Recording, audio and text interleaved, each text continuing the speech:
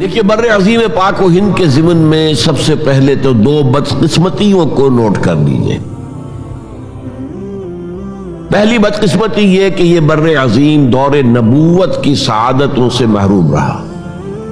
دور نبوت میں یہاں تک دعوت اسلام نہیں پہنچی، اکا دکا کوئی لوگ مسلمان ہوئے ہیں۔ مالابار کا کوئی راجہ تھا جس نے شق القمر کا معجزہ اپنی آنکھوں سے دیکھا تھا، اسے جب معلوم ہوا کہ یہ تو اصل میں ایک عرب میں پیدا ہونے والے رسول کی انگلی کے اشارے سے ہوا تھا تو وہ ایمان لے آیا۔ لیکن یہ آئسولیٹڈ واقعات ہیں، بحیثیت مجموعی بر عظیم پاک و ہند دور نبوت کی برکات سے محروم رہا۔ پھر یہ کہ دور خلافت راشدہ کی برکات سے بھی محروم رہا۔ یہاں اسلام کسی قابل ذکر حیثیت میں آیا ہے دور بنی امیہ میں، وہ بھی کسی دعوت و تبلیغ کے مثبت مقصد کے لیے نہیں، بلکہ ایک انتقام اور بدلے کے لیے کہ کچھ مسلمان تاجروں کا ایک بحری قافلہ جو سرندیپ سے لنکا سے جا رہا تھا عرب کی طرف، اسے یہاں کراچی کے قریب اسے یہاں کے سندھی ڈاکوؤں نے لوٹ لیا۔ اس پر مطالبہ آیا اسلامی مسلمان حکومت کی طرف سے، وہ ملوکیت تھی، اب وہ اسلامی حکومت اس معنی میں نہیں رہی تھی جس معنی میں کہ خلافت راشدہ اسلامی حکومت تھی کہ جو قیدی ہیں تمہارے پاس رہا کرو اور کمپنسیٹ کرو جو بھی نقصان یہاں ان مسلمان تاجروں کا ہوا ہے۔ جب اس کے جواب میں بالکل منفی رد عمل موصول ہوا تو پھر چڑھائی کا فیصلہ کیا گیا، گویا کہ یہ ایک سزا دینے کی ایک مہم تھی۔ بہرحال اس وقت جو اسلام یہاں آیا تھا اس کے کریکٹرز اس اسلام سے کچھ مختلف تھے جو بعد میں یہاں آیا۔ وہ اسلام جو محمد ابن قاسم کی سرکردگی میں سندھ میں آیا اور سندھ سے آگے بڑھ کر ملتان بلکہ موجودہ پاکستان کے تقریباً پورے نصف علاقے تک پہنچ گیا تھا، فٹ ہلز آف کشمیر تک، تو یہ اسلام خالص عربی اسلام تھا۔ ملوکیت تو آ گئی تھی لیکن بدویت اور عربیت جو ہے اس کی چھاپ اس پر ابھی گہری تھی۔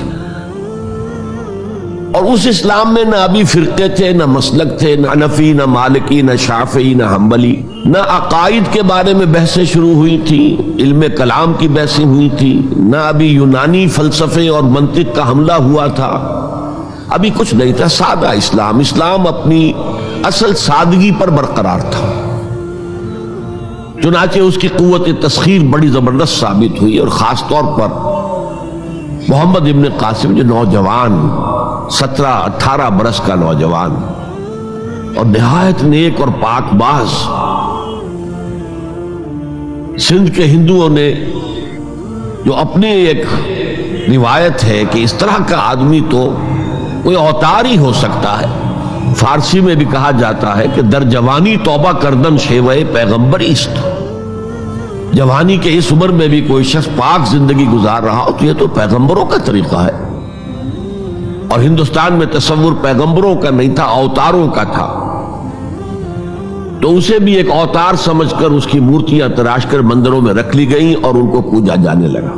یہی چیز اس کے لیے خطرے کا سبب بن گئی، کیونکہ اب بیک ہوم اسلام کا جو اصل گھر تھا عرب، اس میں ملوکیت آ چکی تھی،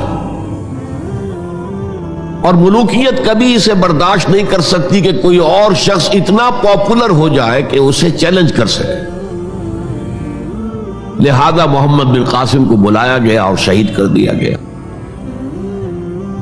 اب اس کے بعد ظاہر بات ہے کہ وہ اسلام ریسیڈ کرنا شروع ہوا، واپس آنا شروع ہوا، اس کے کچھ اثرات اس علاقے میں رہ گئے، لیکن اسلام کی واپسی ہو گئی۔ یہ اسلام کا پہلا ورود تھا بر عظیم کی سرزمین پر۔ اس کے بعد اسلام آیا ہے 300 برس بعد، اور اب یہ آیا ہے شمال مغربی سرحدی صوبے میں جو درے ہیں کوہ سلیمان میں، کوہ ہندو کش اور کوہ سلیمان میں، درہ خیبر ہے، درہ ٹوچی ہے، درہ گومل ہے، درہ بولان ہے، یہاں سے آنا شروع۔ اس اسلام کی خصوصیات کچھ اور تھی۔ ان 300 سالوں میں فقہی مسالک بھی پیدا ہو چکے تھے، حنفی، مالکی، شافعی، حنبلی، ان کے درمیان اختلافات بھی تھے، بحثیں بھی تھیں، مناظرے بھی تھے۔ دوسرے ایک خاص جو ہے تصوف کا فن جو ہے وہ بہت ترقی کر چکا تھا، اور اس میں اکثر و بیشتر وحدت الوجود کا تصور اس کی بنیاد میں موجود تھا۔ تیسری بات یہ نوٹ کیجئے کہ یہاں جو لوگ آئے وہ سب حنفی تھے،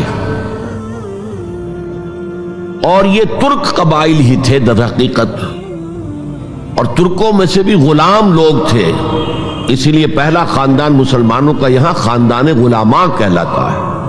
ترک غلام تھے یہ، جو اپنی ذاتی صلاحیت اور اپنی استعداد کے بنا پر ترقی کرتے کرتے بادشاہت کے مقام تک پہنچے۔ عالم اسلام میں اس وقت 2 عظیم جگہوں پر غلاموں کی حکومت تھی، اور اس سے اندازہ ہو سکتا ہے کہ اسلام میں غلاموں کا فیوچر کتنا روشن ہے۔